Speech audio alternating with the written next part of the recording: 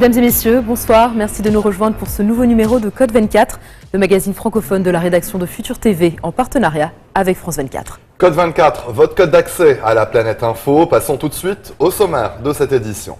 Nous vous emmènerons d'abord dans une fabrique de faux billets à Naples, car c'est en Italie que sont produits 90% des euros falsifiés en circulation dans le monde. Ce soir, dans Code 24, nous irons ensuite en Irak où des milices sunnites viennent en aide aux Peshmerga dans la lutte contre les djihadistes de l'organisation de l'État islamique. Coup de projecteur sur Jean Sulpice et son restaurant 2 étoiles unique au monde. L'une des meilleures tables de France établie à 2300 mètres d'altitude au cœur des Alpes. L'Union des organisations islamiques de France est-elle un danger pour l'Hexagone? Une équipe de France 24 a rencontré les leaders de l'UOIF, mais aussi d'anciens membres qui pointent ouvertement les dérives islamistes de l'organisation. Les vaches sont sacrées, plus question de les tuer et encore moins de les manger dans l'état indien du Maharashtra. Un rêve devenu réalité pour la majorité hindoue du pays. Nous irons enfin à Longmont, dans le Colorado. Cette petite ville s'est mobilisée contre le fracking et le développement de puits de gaz de schiste. Selon les autorités italiennes, 90% des faux euros en circulation dans le monde sont produits en Italie. Un chiffre qui fait froid dans le dos, c'est dans la région de Campanie, dans le sud du pays, que les faussaires ont développé un réel savoir-faire dans la falsification monétaire.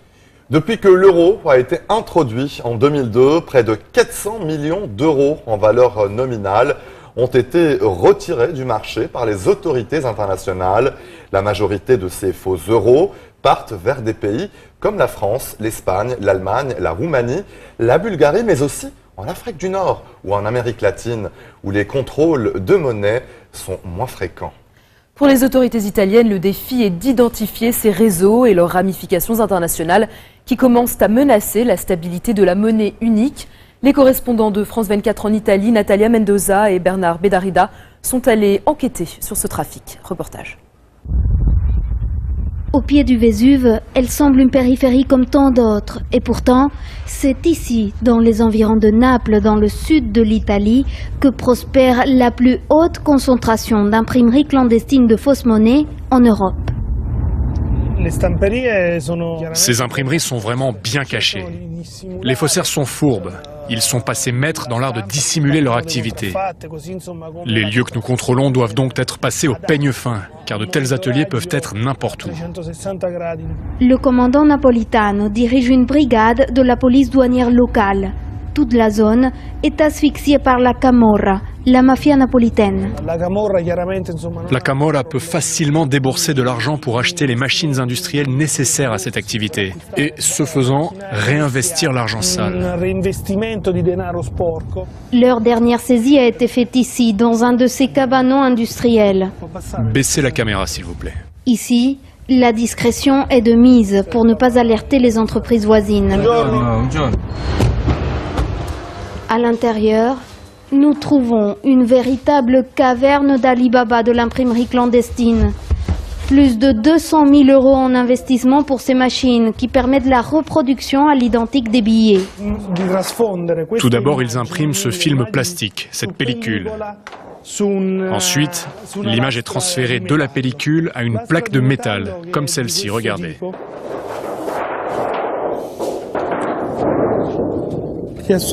Cette plaque vient alors s'insérer dans cette autre machine. Et regardez ces rouleaux. C'est là qu'on met l'encre et ça va directement en impression. Au moment de la saisie, le commandant Napolitano et ses hommes ont arrêté en flagrant délit les faussaires. L'impression des billets en cours et l'encre encore fraîche, tout comme cette cache, bien dissimulée derrière une fausse étagère. C'est ici qu'ils stockaient toutes les feuilles de billets contrefaits, mais aussi les encres de différentes couleurs. Des couleurs que les faussaires n'ont pas eu le temps d'utiliser car ils ont été découverts au premier stade de l'impression. On l'appelle le filigrane, ce motif invisible à l'œil nu imprimé sur toutes les coupures. Et déjà, à ce point, la qualité de la falsification surprend. On voit bien qu'il maîtrise la technique. Le filigrane est la phase de la fabrication des billets la plus complexe. Et ici, elle a été parfaitement falsifiée. Elle tromperait même les yeux d'un expert. Plus d'1 million de faux billets en filigrane ont ainsi été saisis lors de cette opération, pour une valeur nominale qui dépasse les 50 millions d'euros. Sur chacune de ces feuilles, 48 billets de 50 € ont été imprimés. Donc chaque feuille aurait eu une valeur hypothétique de 2400 €. Il s'agit là d'une des saisies les plus importantes de ces dernières années en Italie et dans le monde. Depuis janvier, les autorités italiennes ont saisi plus de 100 millions d'euros contrefaits dans cette zone. C'est du jamais vu. Pour comprendre les structures de ces réseaux de faussaires, nous nous rendons à Naples. Le procureur Giovanni Colangelo dirige les enquêtes pour démanteler les filières de production et distribution de monnaie contrefaite. Les enquêtes ne sont pas forcément faciles car les secteurs d'activité sont bien compartimentés. Il y a ceux qui financent et organisent l'activité de production de faux billets. Puis il y a les techniciens qui s'occupent matériellement de la duplication des billets. Enfin, quand les billets sont prêts, il y a ceux qui s'occupent de leur stockage. Et à partir de là, les faux billets sont destinés à inonder le marché. Une partie est écoulée dans les commerces locaux. Ici, nombreux sont ceux qui ont été victimes de cette industrie illégale. Quand je reçois un faux billet, je fais pas d'histoire. Je dis simplement que je n'ai plus de monnaie et donc je ne peux pas le prendre. Je les regarde, je les touche, mais malheureusement, je n'ai pas de machine pour les contrôler. Il faut vraiment faire attention car il m'est arrivé une fois de recevoir un faux billet de 20 €. Depuis l'introduction de l'euro, plus de 5 millions de billets contrefaits ont été saisis. Mais pour certains experts, il ne s'agit là que de la pointe de l'iceberg.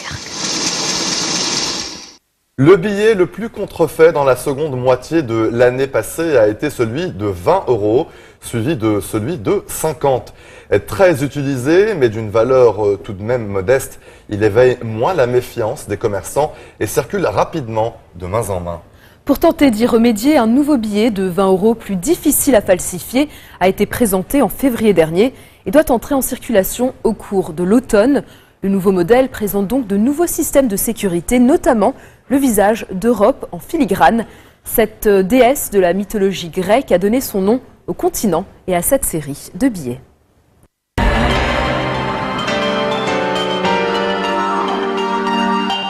Dans l'élan de la victoire remportée début avril à Tikrit, l'ancien fief de Saddam Hussein, contre l'État islamique, les autorités irakiennes ont jeté leur dévolu sur la province sunnite d'El-Anbar, une province qui s'étend sur un tiers du pays à l'ouest de Bagdad.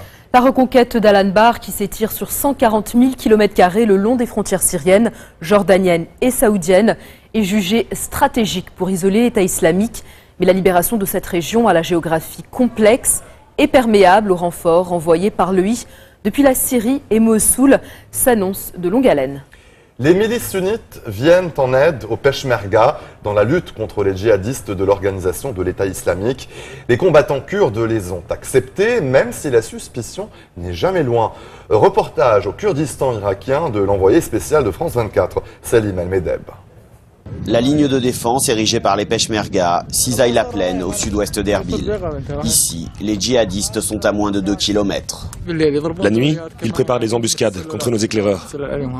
Ces hommes appartiennent à la milice populaire de Shargat, une ville arabe sunnite, tombée aux mains de l'organisation État islamique. À sa création, il y a 6 mois, ils n'étaient qu'une cinquantaine. Aujourd'hui, ils sont près de 500. La plupart souhaitent garder l'anonymat pour protéger les membres de leur famille qui vivent encore en territoire ennemi. Nous, on rejette leur idéologie depuis le début. Et nous sommes venus combattre pour défendre notre terre et la nation tout entière.